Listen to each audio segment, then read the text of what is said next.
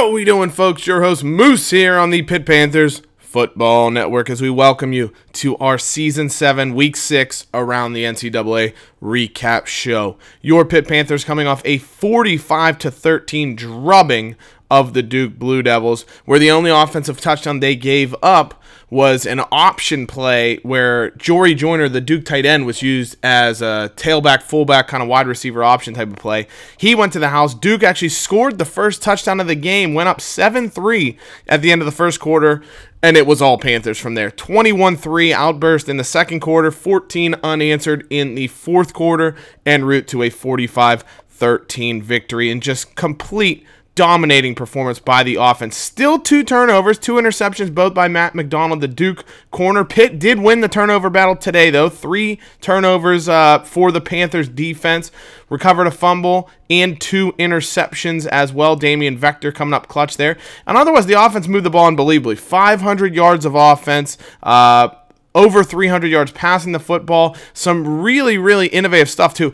Daenerys Carter with the trickeration, the 60-yard pass, 226 yards for C.J. Kirk, kind of pedestrian, but did enough to get the win. The 2 interceptions he'd love to have back. And it was a great effort as far as by committee. You see Davion Reynolds put up some good yardage, but also Daenerys Carter, Sino Rogers all had involvement. Rogers had 97 yards through the air. You had Keith Onyango getting involved for a good chunk of possession this time, 4 receptions for 42 yards. So really nice balanced offense by the Panthers. If they took those 2 turnovers away, it would be arguably their best offensive performance all season by far. Matt Emery with a great game defensively, 3 tackles for loss, 11 total tackles. Of course, Damian Vector with a really nice performance, 2 interceptions. Talik Bridges forcing the fumble, which was great to hear his name. I feel like he, from that outside linebacker position, Darion Mitchell's had a very good start to the season to his senior year. Talik Bridges, I feel like, has been a little bit underwhelming on the other outside linebacker position. We haven't heard his name much. He obviously gets a little less playing time because when we do go into 2 linebacker and 1 linebacker sets, that's when you're going to see a Darion Mitchell. That's when you're going to see Dio Langston, our middle linebacker. You're going to lose Talik Bridges in some of those sets. So obviously he does lose some snaps, loses some playing time there. But I think otherwise, you know, even when he has been on the field, he hasn't done a ton. And I think this was a game where he really made an impact, had a nice game. We saw him on a few big hits, saw him force the fumble, and really, really good to see him get involved in that regard. Now, unfortunately, despite the victory, we do have 2 recruits that you're going to see we do miss out on. One is corner Jeff Nelson, as well as tackle Matt Whitaker. Jeff Nelson decides to sign with Navy, and Matt Whitaker decides to sign with Cincinnati. We do scout them, and Whitaker looks pretty solid, 70 overall, 3-star from Ohio, decides to stay in his home state.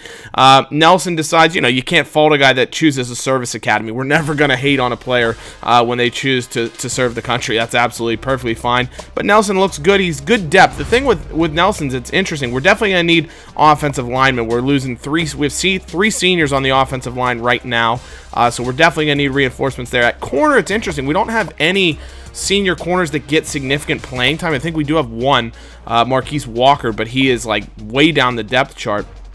But what's interesting is we have 3 guys that are going to be in their 4th year of eligibility next year. So you wonder if any of those guys could leave. Those would be Damian Vector and Scott Whaley, as well as Brian Youngling. They're all in their 3rd year of eligibility this year. I don't think any of them are going to go to the league this year. Maybe Vector, I could see, but that's an interesting thing to keep an eye on. We'll probably need to start reinforcing the defensive backs, the corners specifically, moving forward here. Some huge games. I saw Ball State with an upset victory in the ACC over Virginia. Not an ACC game, I should say, but as we go through the ACC team results.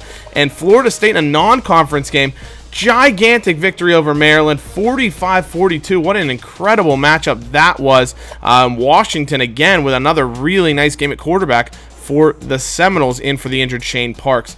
Alabama just escapes upset alert against Georgia State on the back of an incredible performance by Darion Williams Jr. 218 yards and a score. Matt Perry, their quarterback, really struggled in that one. And then the big storyline of the week, Oklahoma, the defending national champions, they go down to a late touchdown from TCU to win this game 42-41. Taylor Savage and company. Still a great game for Savage. He played very well, but TCU behind 3 touchdowns, 136 yards from Lee. Incredible game to defeat Savage, who still threw for 297 yards, only a touchdown. But Oklahoma, the Sooners fall. Number 1 goes down, and we'll see how things move going forward here. Number 8, Cincinnati, undefeated still. AC Reese with a really nice performance, 234 yards passing and a touchdown, 74 yards rushing and a touchdown. Andre Cantrell, 2 touchdowns and 100+ yards as well.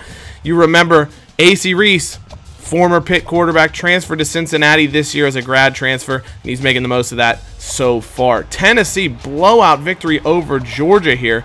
Unbelievable performance. Gooden with an incredible stat line, 4 TDs, 3 picks, while Carter Ford really struggled, which Carter Ford is crazy to me. Carter Ford was a 5-star quarterback. I think he might have been graded as a 4-star, but he was like 85 overall coming out of high school. He's at Georgia. He's the same year in class as Taylor Savage, and he just hasn't lived up to the billing. He's a great quarterback, very talented, but he's the type of guy that Taylor Savage is likely going to the NFL after this season. Carter Ford's going to need a senior year. He's going to need a big senior year. LSU with a huge win. Jacoby Sutton, blue chip prospect, 7 receptions, 135 yards, a couple of scores in LSU's victory. Just some really, really impressive individual performances here. Florida just escapes upset alert against Arkansas. They go into overtime to come away with that victory. Iowa State goes to 4-0, 38-14 over previously 4-1 Houston. Huge win for Iowa State, but they did need 21 points in the 4th quarter to really pull away. Oklahoma State wins a barn burner, 49-39 over Kansas State. Really late performance by Oklahoma State to pull that one out and come from behind. Cal knocks off Washington State 31-24, so a lot of exciting games around the country in this week. That leads to our players of the week. We have Clemson quarterback Will Alford's going to win both ACC and NCAA Offensive Player of the Week, while Ayo Evans, sack, forced a fumble, and a pick, wins it for BYU Defensive Player of the Week. And your Panthers, again, with the weekly hardware, Damian Vector, our junior corner, we were just talking about, could he potentially leave in the future here after this season? Even if he keeps having weeks like this, he will. Defensive Player of the Week for the 3rd time in his Pitt career for this 2-interception performance here in the victory over Duke.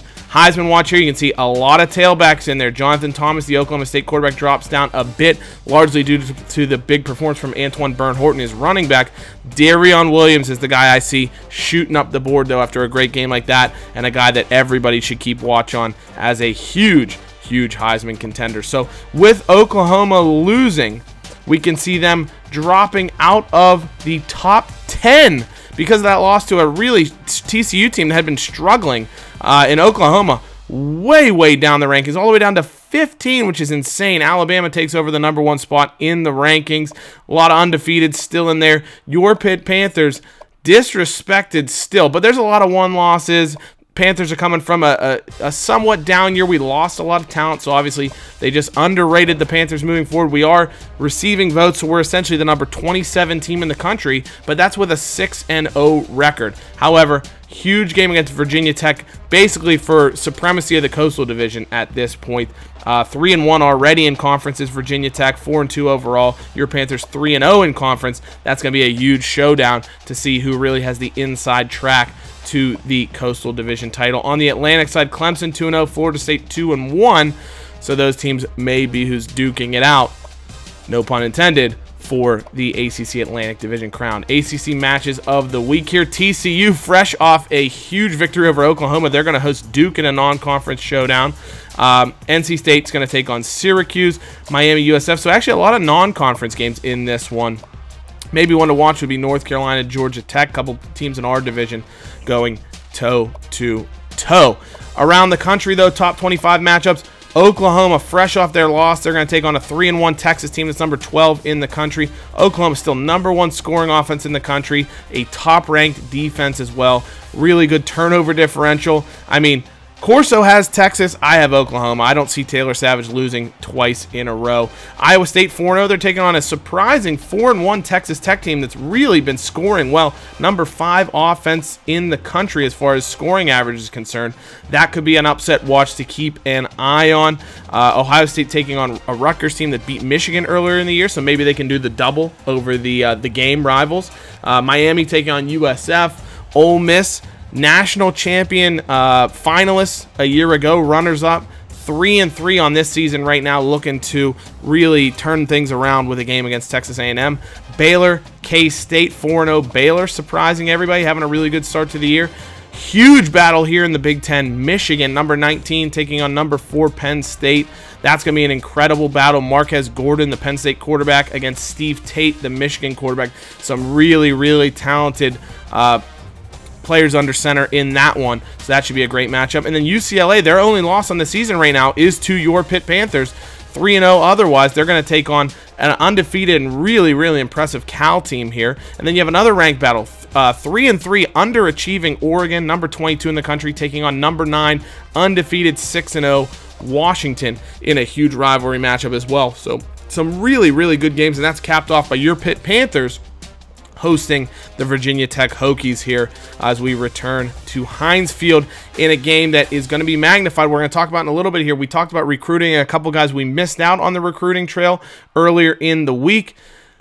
There are so many recruits coming to this game for the Panthers. It is a gigantic game, monumental proportions for the Panthers in terms of how this could affect our recruiting for the season. This is going to be a massive game. You can see we got 2 basically top 100 recruits going to be in attendance and a number of different players as well. We'll cover that a little bit later on in the preview here. But for the Panthers right now, CJ Kirk leading the way, 10 TDs, 6 INTs. Reynolds over 100 yards a game, 624 yards. Really, really nice. And then, of course, Ceno Rogers, leading receiver, while also being a really talented player in the rushing game as well. He's like Quadri Henderson if we combined him with Paul Lease, I would say. He's the jet, but he's also really, really good at taking jet sweeps, options, things of that nature. You take a look at the Virginia Tech offense. The guy to really watch out for, Eddie Henderson. He was not their starting running back in previous seasons, and he took over the starting running back role, ran for over 1,000 yards. Really, really impressive performances, and he's been just as good this year. Incredible. The one thing to see about Virginia Tech here, 4 wins. 3 of their wins are by 4 points or less. They beat Louisville, NC State, and Georgia Tech all by 4 or less. And 2 of those games, they came from behind with 2 touchdowns in the final 5 minutes. So Virginia Tech very easily could be 4-2, as they are. They could also very easily be 2-4 or even 1-5. 3 of those wins were so tight. So it's going to be interesting to see which Virginia Tech team we get this season. The guy to watch out for, Steve Love here, 69 yards on the ground. He's a really, really good runner, 91 speed. So I think that we're going to see a lot of the Virginia Tech rushing attack. They have Wesley Edwards, true freshman, just behind him. 86 speed, 83 overall. This guy is an incredible talent. Another guy to watch for. And then they have a double-headed monster at halfback, BJ Manning and Eddie Henderson. Good speed on both. Henderson is a power back, 212 pounds. He can run right through you. Previous matchups, he has had incredible games. When we played Virginia Tech last year, of course, you'll remember they had Travis Huff, Heisman finalist at quarterback. He was incredible, but Eddie Henderson was just as good and came as advertised. Guys to watch out for. Kamani Bailey, the sophomore, I like him a lot. I think he's a good player. Casey Wiggins always seems to have nice games against us, so another guy to watch out for. He'll likely be in the slot, so we'll see Brian Youngling, Jordan Murphy Jr. matched up against him. Really, really talented Virginia Tech roster at a few of those positions. Love, of course, is going to be the man to watch, because if the Panthers can shut down the Virginia Tech rushing attack, force him to beat them with his arm, that could really be the difference in the contest, because Love has struggled this year. We've seen that. 5 touchdowns, 7 interceptions. He's not been incredibly consistent throwing the football, and that's gotten Virginia Tech behind the 8 ball, and then they've decided, you know what, we're just going to run it down your throats. We're going to let Eddie Henderson beat you. We're going to let Love beat you still, because he is good at running the football. But if the Panthers force him to have to pass, that could be a huge key for them. Javon Jones is really the guy to watch. Doesn't have a sack yet this season, but he's an incredible talent here. Great pass rusher for Virginia Tech.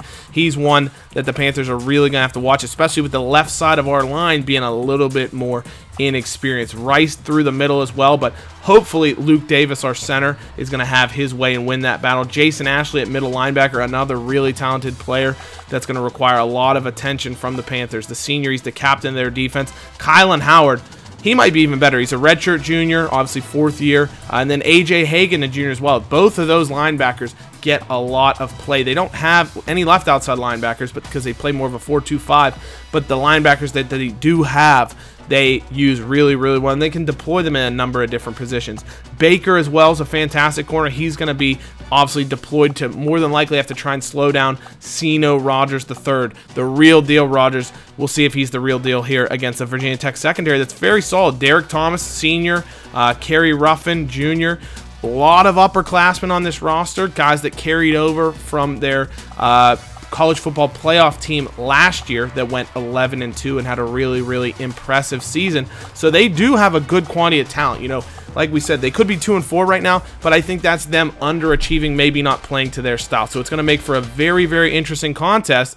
And what's going to be even more interesting is because the Pitt Panthers need this win. The reason they're going to need this win: 1, 2, 3, 4, 5, 6 players visiting this week. Jeremy Childress, 4-star defensive end from Virginia. Victor Scott, middle linebacker from DC, another really good player, rated as a 4-star. Spencer Thomas, offensive lineman. Eddie Williams, strong safety. Robert Brown, quarterback, who we've already heard of if you're following along on Operation Sports on the Dynasty thread we have there. And Cole Parsons, another quarterback. So 2 quarterbacks in the house, maybe to add some depth behind CJ Kirk. The Panthers only are going to have 2 scholarship quarterbacks going into next season, with third stringer Noah Brooks graduating. And then, of course, we got a couple other guys we're interested in. Danny Leonard, athlete, projects more than likely to play somewhere in the defensive secondary. He could play corner, could play safety, depending on what the biggest need is for the Panthers. And then wide receiver Nick McCoy, a guy that we have on the target list, but he's not somebody we're really pursuing heavily. We've expressed some interest in him, but we don't necessarily need receivers now, but he's somebody that we're at least keeping an eye on. But I'll give you guys a little sneak peek. We don't often take a look at recruiting every week here, and so I want to show you guys kind of the top prospects we're really targeting and some of the battles we're in. Robert Brown, quarterback, incredible talent from PA, likely to pull him in hopefully this week. Jamie Whitfield, incredible looking outside linebacker, 3-star. We're in a couple heated battles. Maurice Smith, a guy that has 5 visits. He's got 5 different schools scheduled with visits for him. They can all unlock, get back into the battle for him. Otherwise, it's going to come down to potentially us versus huge rival, in-state rival Penn State for him. For Ryan Gilbert, the same thing. Penn State is the main team in there. Mark Childress, a guard we're interested in. Offensive line depth is somewhere we're really interested in trying to address players. Clemson's looking at Ryan Gilbert as well, trying to climb back into that battle. You got Brian Yates, a center from Ohio. What's crazy about him, we're like 8th for him, and we've just been pumping points into this guy, but it's so tight here for his recruiting. We couldn't even get a visit, so I'm a little worried that we may not be able to snag him. We're probably going to have to hope that his recruitment goes into off-season, because we're not going to be able to schedule a visit with him. He's completely filled up and booked already. We've climbed up a bit, but we haven't been able to pull him in. So I hope you guys enjoyed that look into the recruitment. Let me know which of those targets you're really, really most excited for. And, of course, can we win this game over Virginia Tech? Can the Panthers come away with a victory to impress all the recruits that are going to be in the house? So, as always, guys, thank you so much for watching. Hail to Pitt. We'll see you very soon. Take care. Bye-bye.